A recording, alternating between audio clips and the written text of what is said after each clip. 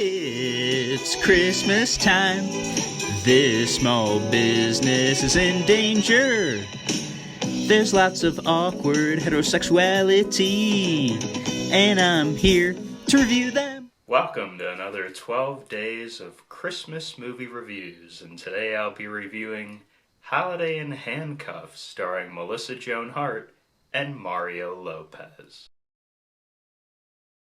Joan Hart stars as Trudy, a server and struggling artist who, on Christmas Eve, gets broken up by her boyfriend while at work at the cafe that she works at. So, desperate and very unhappy with all the pressures of her family and having to take the boyfriend she was planning on taking, now ex-boyfriend, to Christmas celebrations and dinner, Trudy freaks out and decides to kidnap David, played by Mario Lopez, who is just sitting at the cafe waiting for his girlfriend to come. The cafe is owned by an Indian guy, a stereotypical Indian accent, blobbity.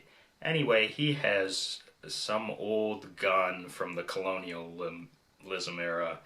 Anyway, that's what she uses to hold David at gunpoint, kidnap him, and take him in her car to Christmas festivities with her family.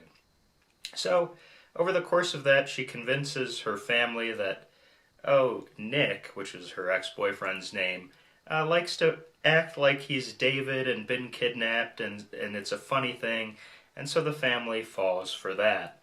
But ultimately, over the course of it, Trudy has to deal with her judgmental family, but in the process, David is winning them over as well, faking as her boyfriend, even though he's completely frustrated with having been kidnapped.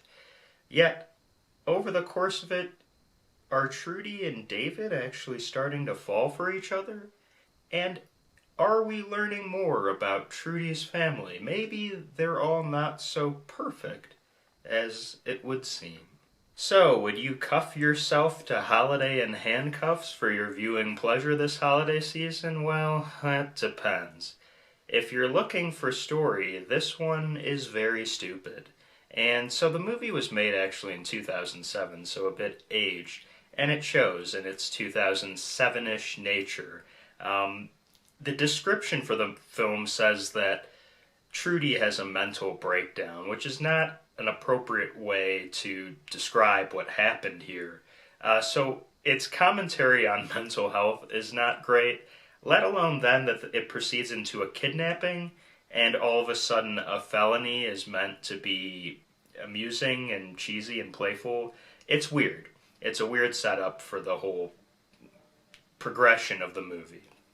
Then, in I would presume 24 hours to 48 hours, David just U-turns into being attracted to Trudy in a Stockholm Syndrome-like situation, I guess. I have no idea. There's no real point where it really shows why David is starting to fall for Trudy, because he's presumably the catch. I don't know. It's really weird how they go about doing this in making them attracted to each other.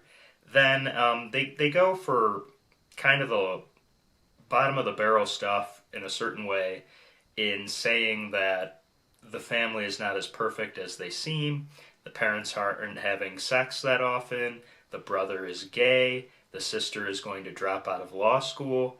So again, kind of a weird 2007 way to approach it. Still, it did it in its best way possible for that era, but we've progressed even in our Christmas movies and stereotypes a lot better now, nearly 15 years later.